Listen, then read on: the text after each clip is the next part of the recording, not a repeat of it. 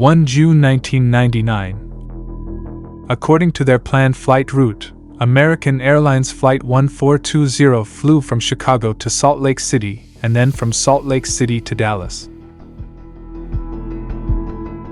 According to the flight plan, this flight was supposed to go from Dallas to Little Rock for its third and final journey.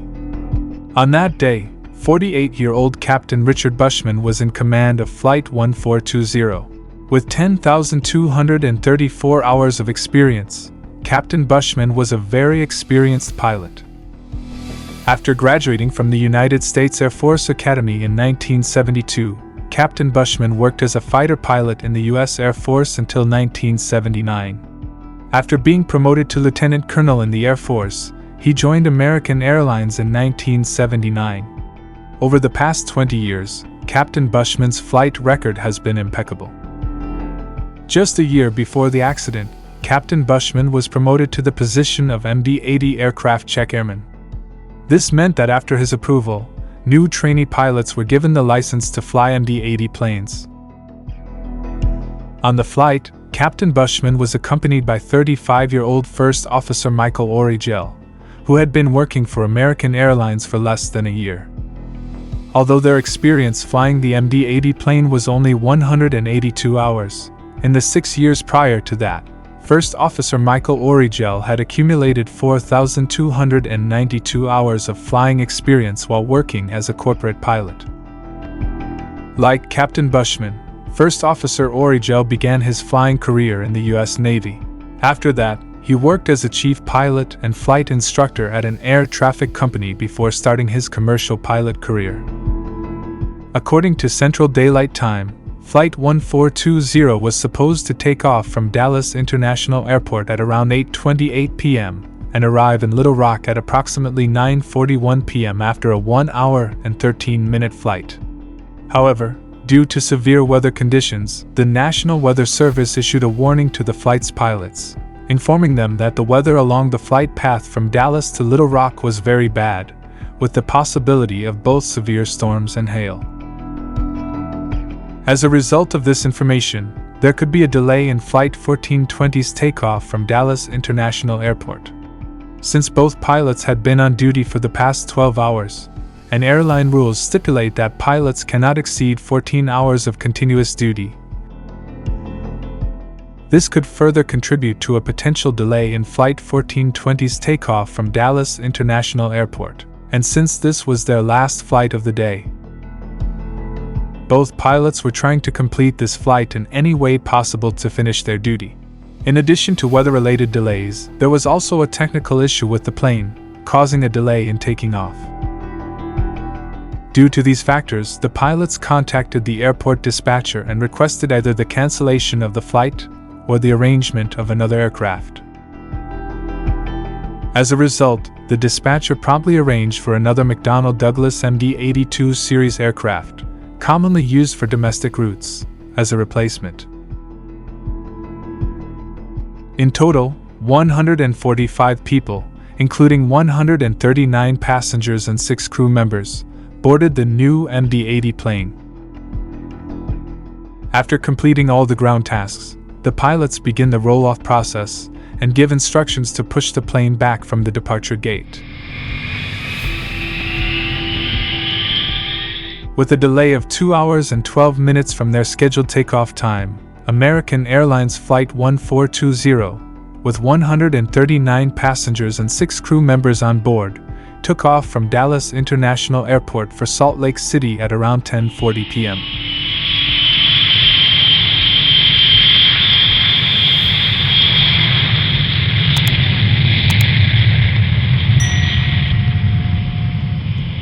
The pilots were very eager to reach Little Rock because they had already completed a 12-hour duty, and there was pressure from the airline to arrive at their destination as quickly as possible. However, the weather was deteriorating, and a severe storm was approaching the route. About 5 minutes after takeoff, the flight dispatcher sent a message to the pilots, informing them that the storm was rapidly advancing towards Little Rock, urging them to expedite their flight to ensure a landing before the storm arrived. Despite the pressure, Both pilots were joking and having fun with each other while heading towards their destination. However, at 11:05 p.m., Air Traffic Control issued a warning about the severe thunderstorm near Little Rock Airport. Upon hearing this, the pilots became concerned because in recent years, bad weather, including extremely low temperatures, storms, and lightning, had led to accidents with several aircraft. A short while later, they contacted the control tower at Little Rock, and the controller informed them that the storm was rapidly approaching the airport from the northwest side. The wind was blowing from the northwest at a speed of 44 knots. Now, the runway they were supposed to land on was aligned from southwest to northeast.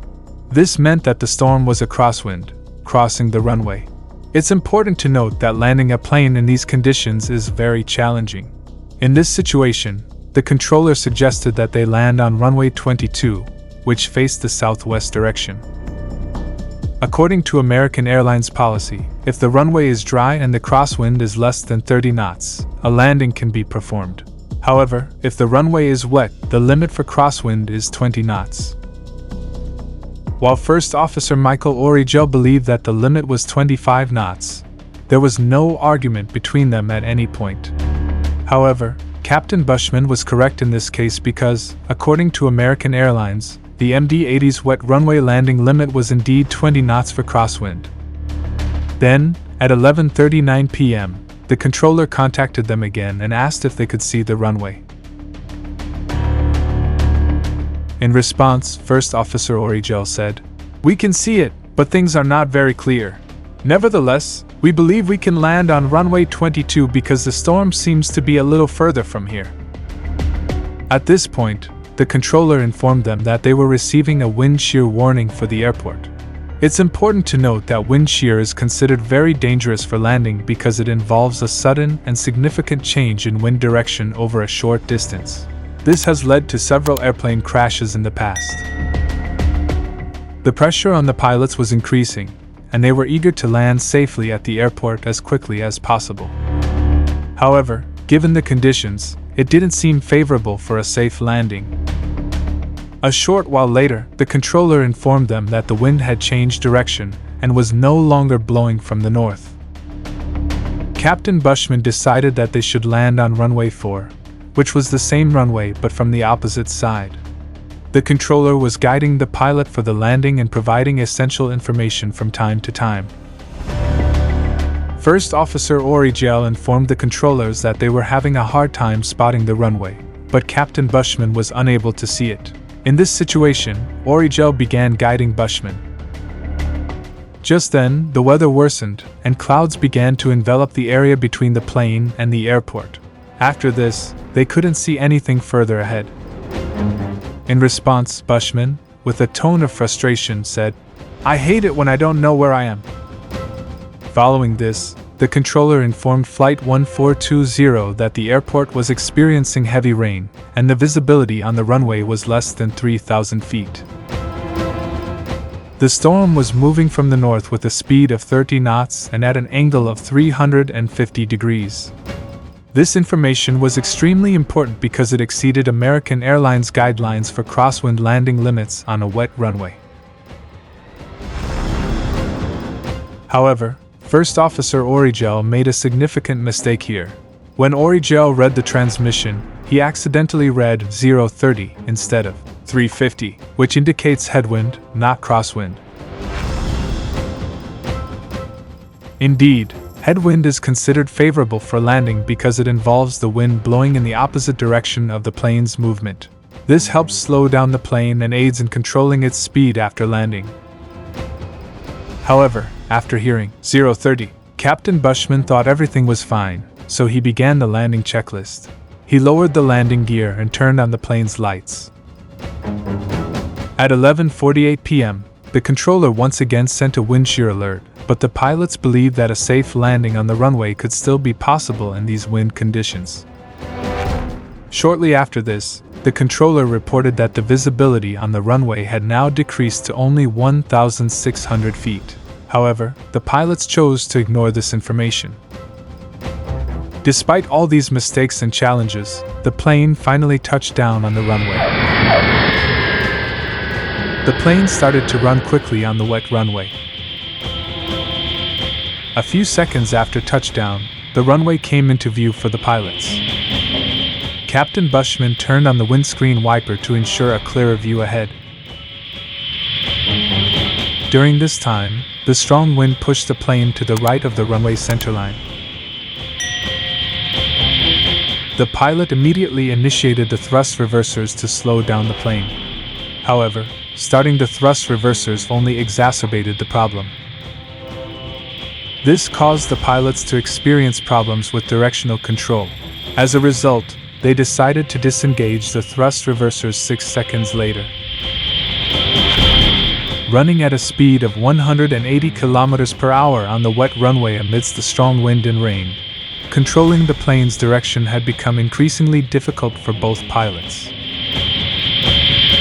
In no time, the plane started veering to the right of the runway centerline. A few seconds later, it collided with the metal stanchions of the lighting system on runway 22.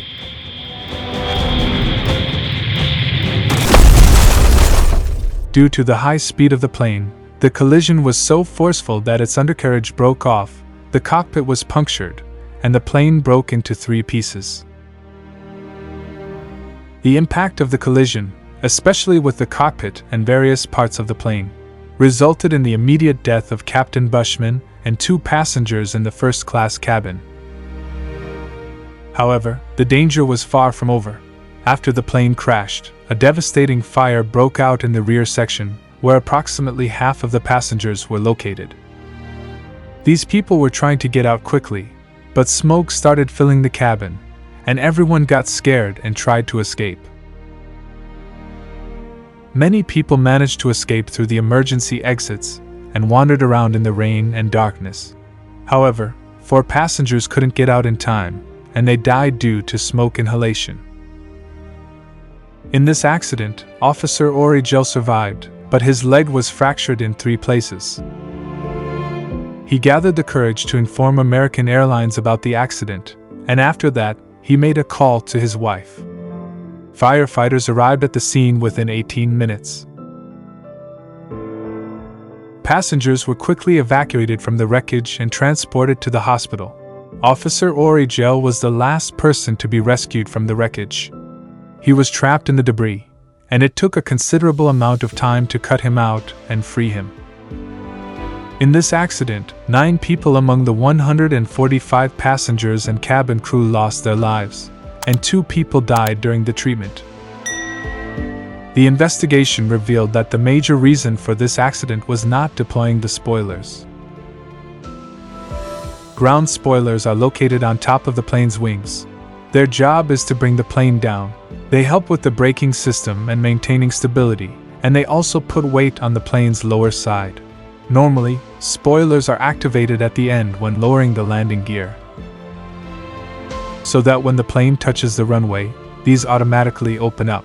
After they open, the braking system becomes even stronger than before, allowing the plane to stop quickly. This is because activating the spoilers increases brake efficiency by 80%.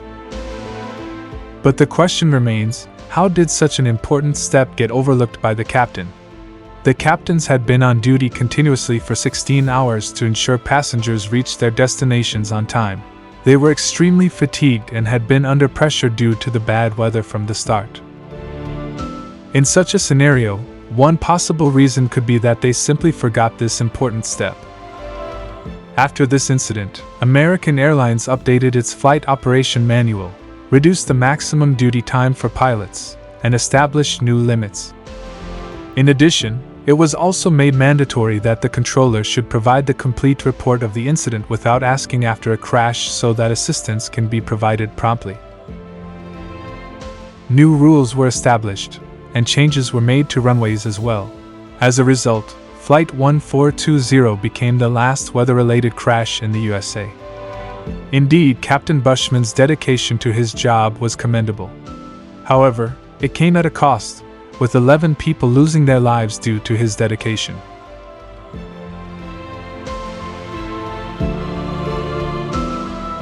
The rest of our video for today ends here. If you enjoyed the video, please like and share it. And if you're new to the channel, be sure to subscribe. We'll see you soon in another interesting video. Until then, goodbye.